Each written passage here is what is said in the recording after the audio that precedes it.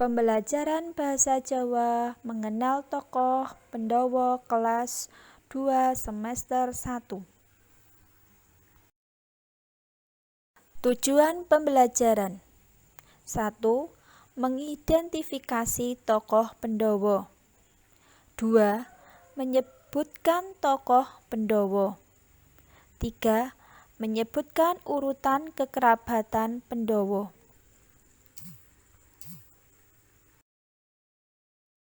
Internalisasi keislaman.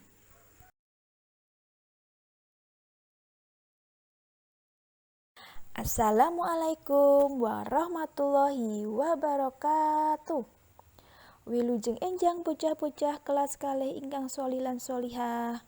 Pripun kabaripun dinten menika? Mugi-mugi sedanten tansah diparingi kesehatan saking Allah Subhanahu wa taala. Amin. Kepanggih malih kalian Ustazah Nurani. Dinten menika bocah-bocah badhe sinau basa Jawa babagan Pandhawa. Bocah-bocah sadurunge piwulang iki diwiwiti maca basmalah bareng-bareng. Bismillahirrahmanirrahim. Pandhawa. Prabu Pandhudewanata raja ing Astinapura. Garwane ana loro, Dewi Kunti lan Dewi Madrim.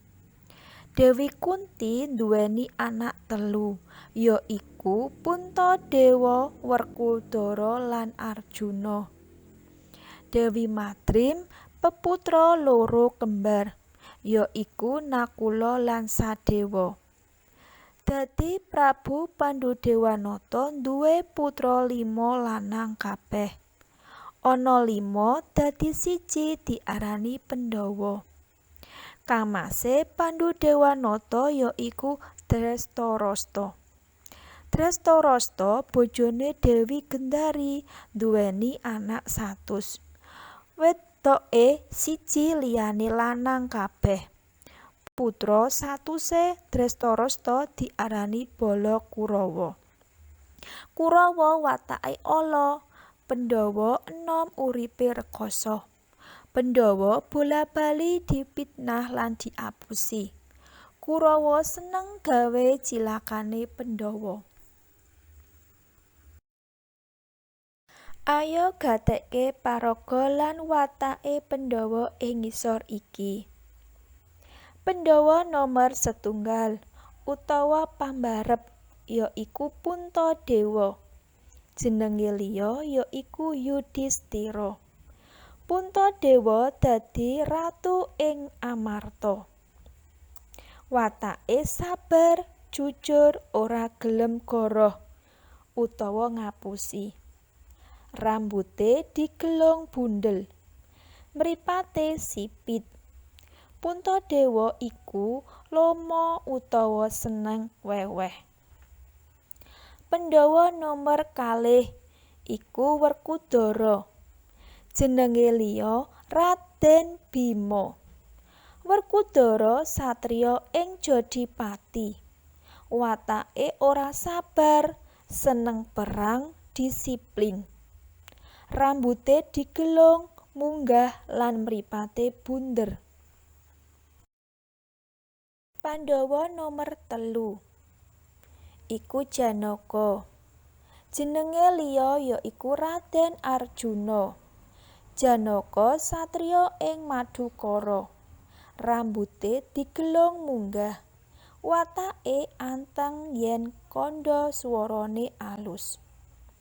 Pandhawa nomor 50 yaiku Nakula. Jenenge liya yaiku Raden Pinten. Satriya ing bumi Retawu. Nakula pinter nambani lelara. Sedulure kembar Sadewa. Watake ora seneng perang.